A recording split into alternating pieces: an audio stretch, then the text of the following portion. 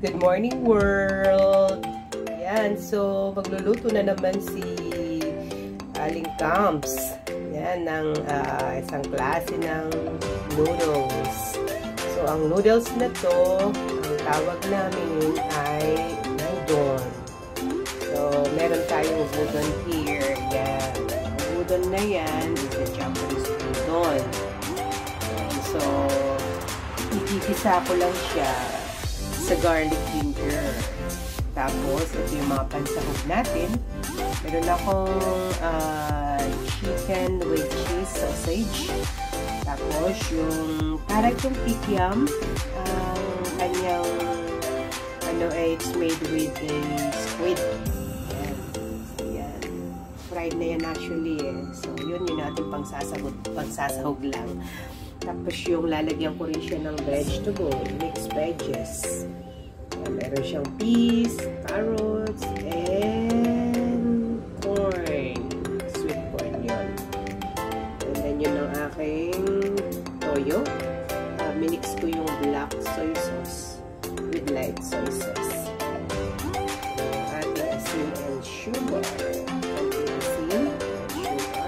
Tapos syempre hindi tayo mawawala ng ating paminta. Actually, this is not a,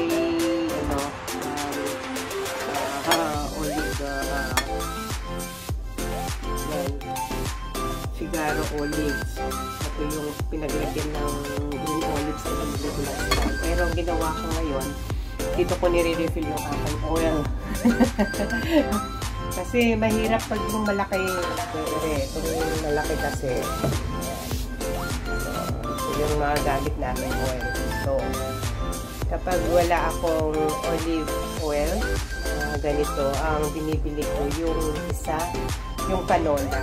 So, vegetable oil ang ating ginagamit.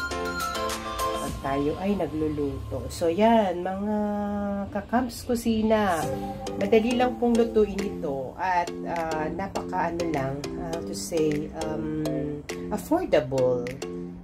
Diba? Pwede na yan pang lunch. So, actually, lulutuin ko to para sa aking mga boys for their lunch today.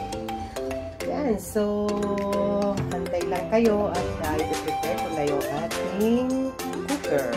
See you in a bit. Here we go. So, let's do the cooking now. Lagyan muna natin ng oil ang ating hot pan.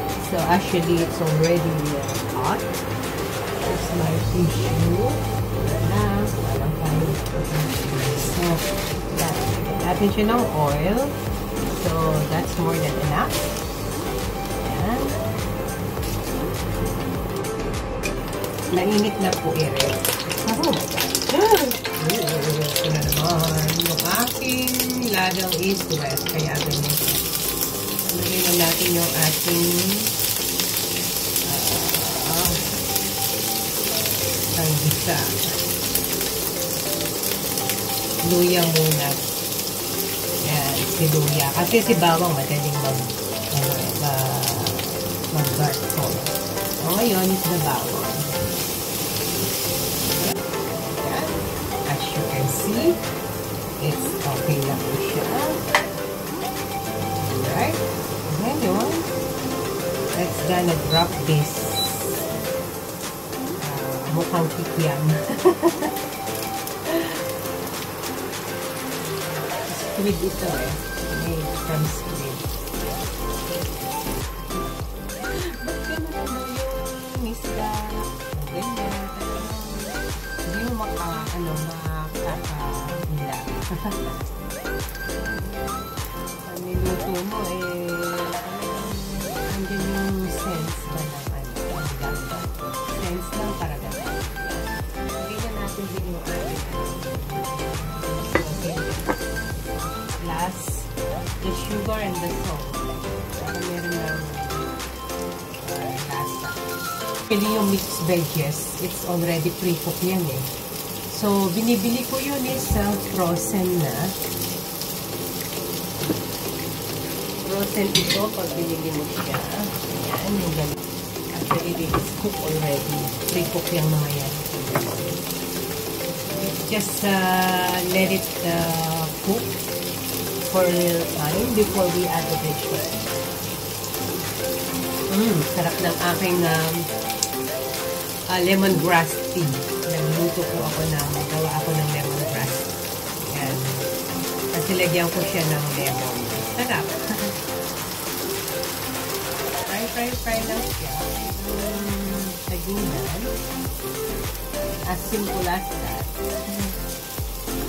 Ito yung mga madaling lutuin na meal, pagkain. Ang lunch na namin yung mamaya. Yung mga boys.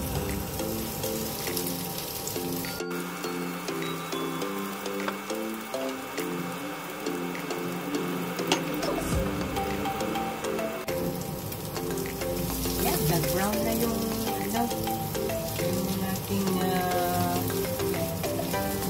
squid. And also the sausages. Now we will add the vegetable. Yan po. Nalagay ka karami. Right?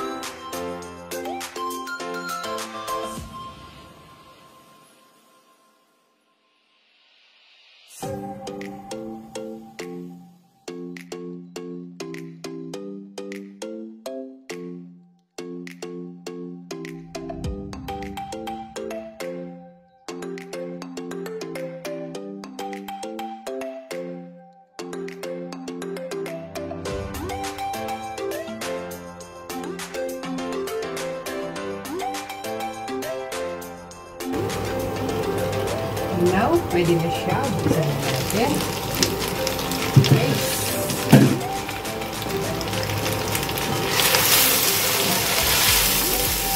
Wow! Ayan. Ito na po siya. So, lalagyan ko na siya ngayon ng soy sauce. So, yung pinrepare ko na light and dark soy sauce. Lagyan natin.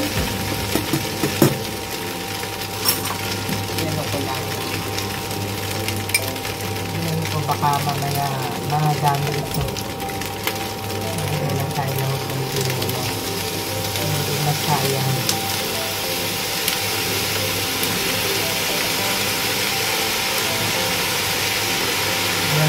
Yan lang po muna lagyan natin. Baka naman kasi maalat dito ba? Okay na to. Yan. Karami. Basta magkulay lang. And if ever na hindi enough yung alat, we can just add it naman before the eat. So, mas maganda yung matabang kaysa sa maalat. So, yan guys.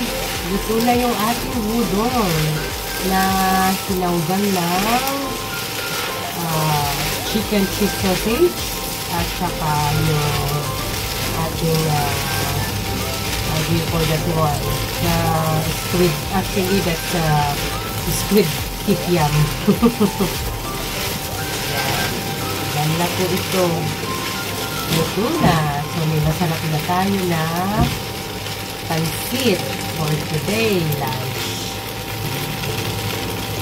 Yan po yung ating pansit. Thank you for watching once again, mga Kakabs Kusina. Please do like my meal today. Paki-subs na rin, no? Then sa mga hindi pa nakasubscribe, and also comment down below. Yan, kung ano po masasabi niyo dito sa napakasimpleng pagkain na ating niluto today. Yan, maraming salamat po sa inyong lahat. Thank you for watching once again sa ating Tom's Kusina channel. God bless everyone! Bye-bye!